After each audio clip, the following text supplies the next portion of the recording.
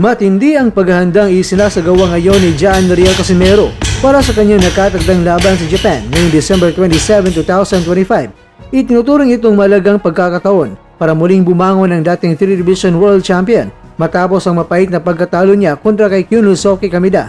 Kaya tara ating panoorin at video courtesy po tayo mga kwento. Ecuador alas, it's my boy para masinip natin ang kanyang paghahanda.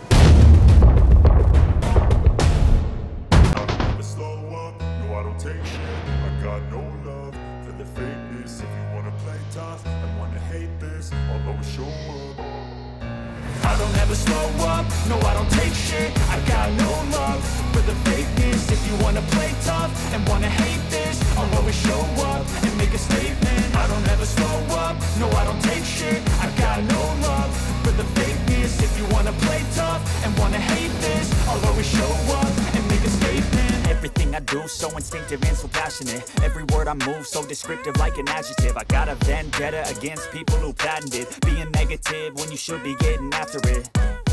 I got facts over tracks, this and that. Spitting slow, spitting fast. I could roast, I could gas. Think I'm okay at last, but I don't know if that can erase all the past. And the pettiness, a reflection of the emptiness. Hilarious, you think you're worth my time, you're delirious. Mysterious, because you hide behind a fake exterior. Inferior, you know I'll always be a bit superior. Get off of me, this ain't no humble brag. I want you to hear words, you can say them back. I want you to feel free from the chains at last, and to believe in what you got, it was built to last, yeah.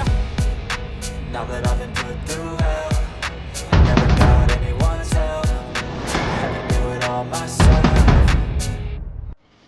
I don't ever slow up, no I don't take shit. I got no love for the fakeness. If you wanna play tough and wanna hate this, I'll always show up and make a statement. I don't ever slow up, no I don't take shit. I got no love for the fakeness. If you wanna play tough and wanna hate. Let's go.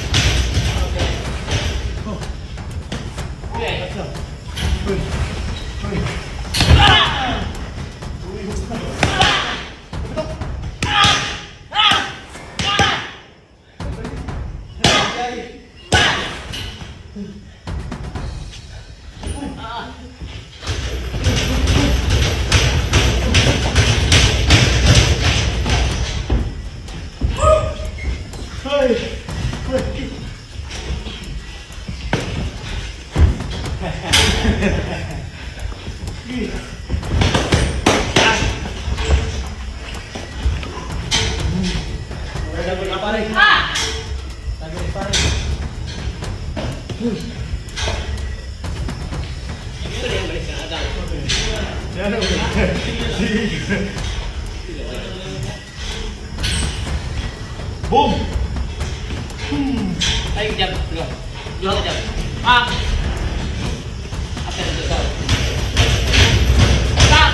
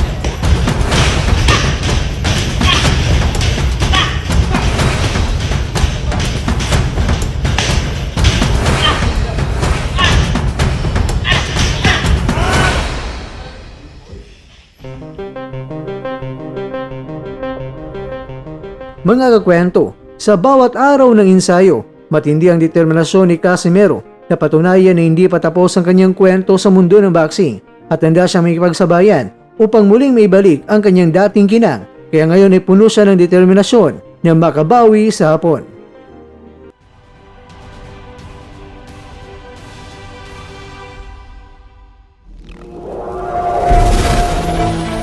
At dyan, nagtatapos ang ating kwento.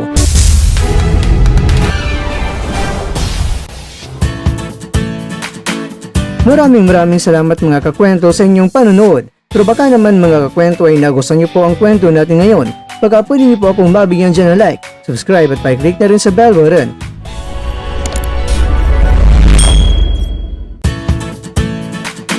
Pero bago tayo tatapos mga kwento, syempre, shoutout po muna tayo dyan sa ating mga kakwento.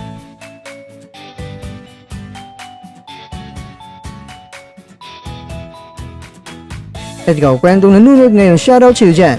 Bueno, lang dito na po muna ang ating kwentuhan. At abangan nyo na po ating susunod na video. At dito lang po yan sa isang channel na kung saan maaring ito'y mga kwentong di pa na kwento sa inyo.